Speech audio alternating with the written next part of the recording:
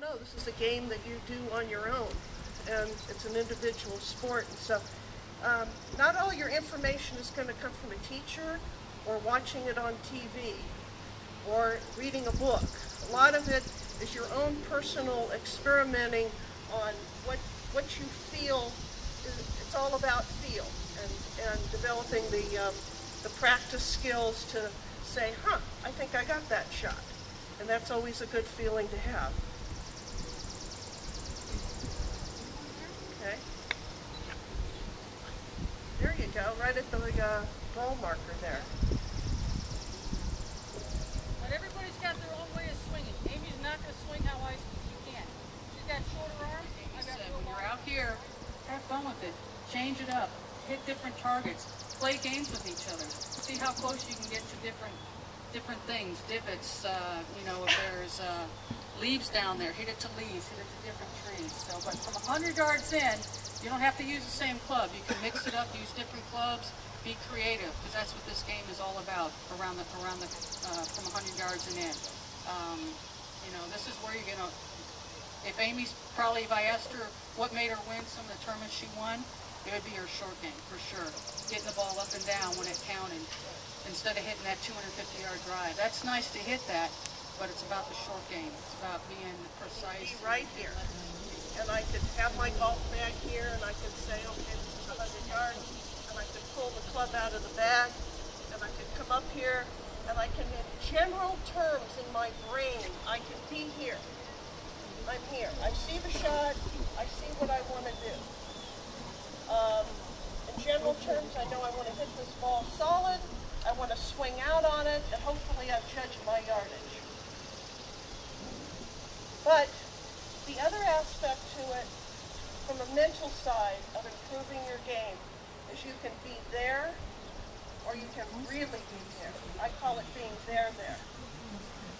Being there. Being a baby. No. Being there, meaning really taking that one last look at the hole before I hit the shot. That one moment of extra focus where I tell my brain, that's where I want to go. I want to go right there. So I can be here over this shot in general terms, or I can say, that's where I want to go. Because the brain wants to hear this kind of stuff. It wants to interact with you. And you have to keep yourself in the game, because you're out here for 4.5, 5 hours, hopefully not that long, 4 hours, playing 18 holes of golf. And you're part of it is the beauty of the game, but you have to be right there.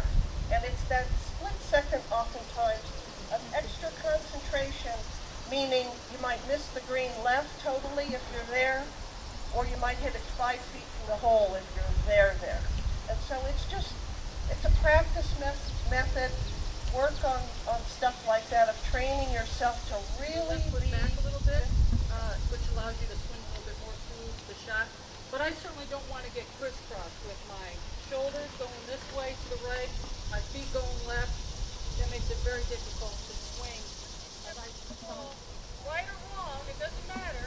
Even if you're wrong in your alignment, commit to what you're doing for that shot, okay?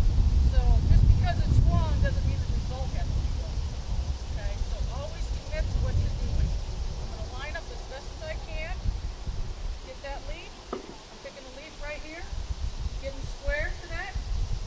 I'm going to spread my feet a little bit, but then, like Amy said, now it's about getting to that target. That's where I'm swinging to.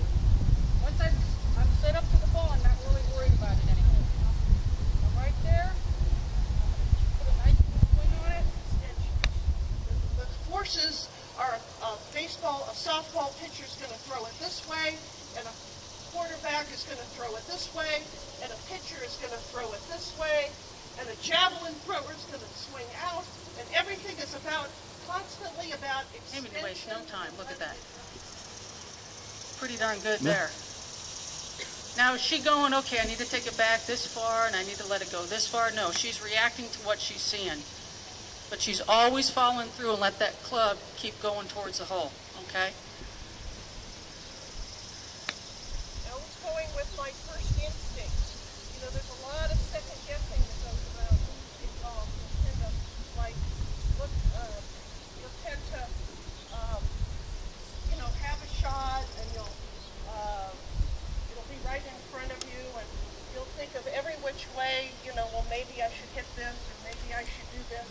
But I found in my career that started at 9 years old, hitting golf balls, is that it's a game of feel. It's a game of trusting what your eyes send to your hands, and it's trusting your first instinct. Oh, yeah. Good shot, Barb. It's trusting that very first instinct that when your eyes see something and the putt's going to break one way or another, don't second guess it. Just trust your innate feeling inside of what you feel. Go on and play the shot. Looking at the contour of the greens, seeing which greens are faster, what greens I want to keep the ball below the hole, or things like that. So it's more just about course management for that type, for when you don't have a whole lot of time and you want to take a look at what the greens and what the layout of the land is. So, and don't be afraid to throw some balls in the bunker, because sometimes the sand isn't the same on every course that you play. A lot of them are totally different than one to another. So, Amy? Yeah, I oftentimes find that you kind of can get your enthusiasm to play in a tournament can get muffled with the time that you spend there. And so what Barb is saying is that you have to feel in your mind before you go out and play a tournament that you understand the golf course you're playing. You have to have a good feel of the greens, and you know, every golf course is different. I say it's like a different novel being written. It's in a different location with different characters that you're going to play against, but you're the writer of it.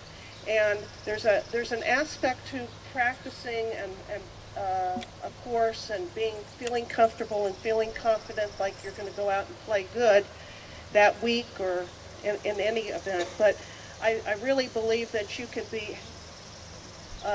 have too much enthusiasm. There are a lot of golfers that, out of their enthusiasm, they spend so much time at the golf course. They're there from sun up till sundown, and that's great to be enthusiastic, but they almost play the tournament before it's even started.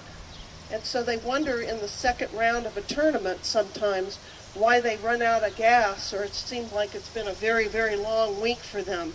In that you have to just know in your heart, you've put in the time, you feel comfortable about your game, you have to feel good about the putting greens, that you kind of get a good feel for their speed and things.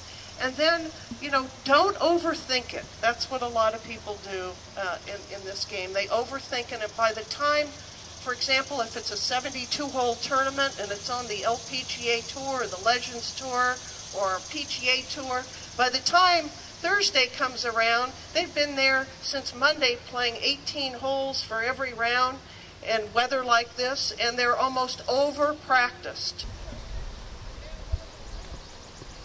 There we go. That's better. Forward, There's a couple ways to hit this, but there we go. okay. I don't know if everybody can over there.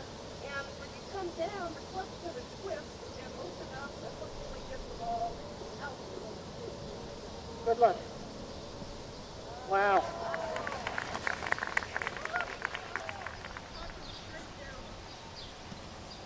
Wow. So her club is like this, aimed at the ball.